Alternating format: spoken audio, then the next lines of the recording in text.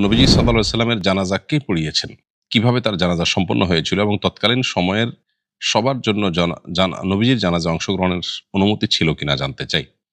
আ শেষের টুকরোর উত্তর আগে দিচ্ছি। সেটা হলো যে নবী করিম সাল্লাল্লাহু আলাইহি সাল্লামের জানাজায় সবার শরিক হওয়ার সুযোগ ছিল।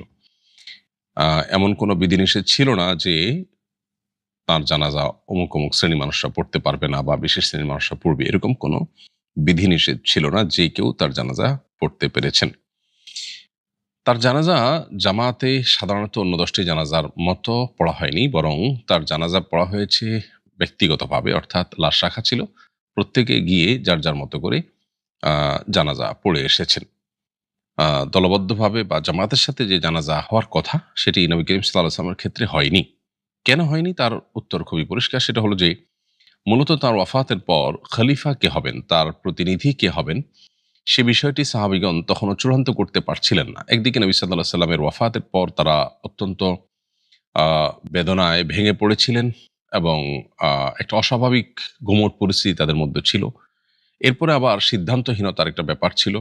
সব মিলিয়ে যেহেতু তার প্রতিনিধি কে হবেন সেটি চূড়ান্ত করা যায়নি, সেজন্য একটি পর্যায়ে এসে আ নবী করিম সাল্লাল্লাহু আলাইহি ওয়াসাল্লামের জানাজা পড়াও দরকার। তখন আ ব্যক্তিগতভাবে পড়ার সিদ্ধান্ত সাহাবা একরাম নিয়েছেন। কারণ জামাতের সাথে নামাজ যদি হয়, সেক্ষেত্রে যিনি ইমামতি করলেন তিনিই প্রতিনিধি কিনা, মানুষের কাছে ভুল বার্তা যাবে, অথচ বিষয়টা চূড়ান্ত হয়নি। এই ইস্যুগুলোকে মাথায় রেখে সাহাবা একরাম যার মতো করে জানাজা পড়েছেন এবং আ এই জানাজায় যে কেউ শরিক হতে পেরেছেন। এরপরে প্রশ্ন করেছেন এমডি মোজাফফর আলী, আপনি লিখেছেন, "এক মেয়ের সাথে আমার প্রেম ছিল। প্রেমের গুনাহ থেকে বাঁচতে তাকে গোপনে বিবাহ করি। এভাবে ৩ বছর অতিক্রান্ত হয়। এরপর আমার পরিবারকে রাজি করিয়ে পারিবারিকভাবে বিবাহ করার সিদ্ধান্ত নেই। আমার পরিবার মেয়ের বাড়িতে প্রস্তাব নিয়ে গিয়ে জানতে পারে মেয়ে আগে থেকেই বিবাহিত, তার সন্তানও আছে। এখন আমার আগের বিয়ের বিধান কি? আ এই মুহূর্তে আমার করণীয় কি?" ভাই মুজাফফর আলী, প্রথম কথা হলো যে, এই সমস্ত ক্ষেত্রে যে সমস্ত অনাকাঙ্ক্ষিত পরিবেশ পরিস্থিতি তৈরি হয়, সেগুলোর অন্যতম কারণ হলো শরিয়ার গাইডলাইন ফলো না করা। পারিবারিকভাবে যদি এই বিবাহটা সম্পাদন হতো, অভিভাবক টু অভিভাবক যোগাযোগ যদি হতো, তাহলে সেক্ষেত্রে যেই সমস্যাটা ৩ বছর পরে ধরা পড়েছে, সেটা হয়তো আরো আগে থেকে ধরা পড়তে পারত। এজন্যই শরিয়ার গাইডলাইন আমাদের সর্বক্ষেত্রে ফলো করা উচিত, অনুসরণ করা উচিত। তার মধ্যে আমাদের কল্যাণ আছে, কারণ সেটা আমাদের সৃষ্টিকর্তা আল্লাহ রাব্বুল আলামিনের তরফ থেকেই এসছে। আল্লাহ বলেছেন, "ওয়া আনকিহুল আয়ামা মিনকুম ওয়াস-সালিহিন মিন ইবাদিকুম ওয়া ইমাইকুম।" তোমাদের অধীনস্থদেরকে বিবাহ দাও, অভিভাবকদেরকে, এই মর্মে কোরআনে নির্দেশনা দেওয়া হয়েছে। এজন্য এটা অভিভাবকদের মাধ্যমে হওয়াটাই হলো বাঞ্ছনীয়।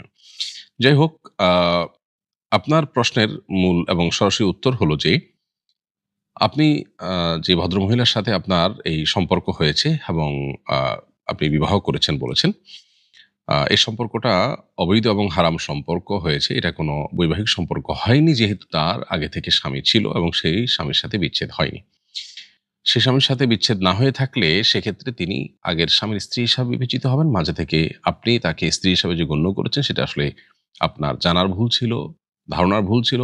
আপনার সাথে তিনি প্রতারণা করে থাকলে সেক্ষেত্রে আপনি হয়তো গুনাহগার হবেন না। কিন্তু এই সম্পর্কটাও হালাল হয়নি। তারপরেও ইস্তেগফার করা উচিত আল্লাহর কাছে এবং তিনি আগের স্বামীর স্ত্রী হিসাবে বিবেচিত হবেন।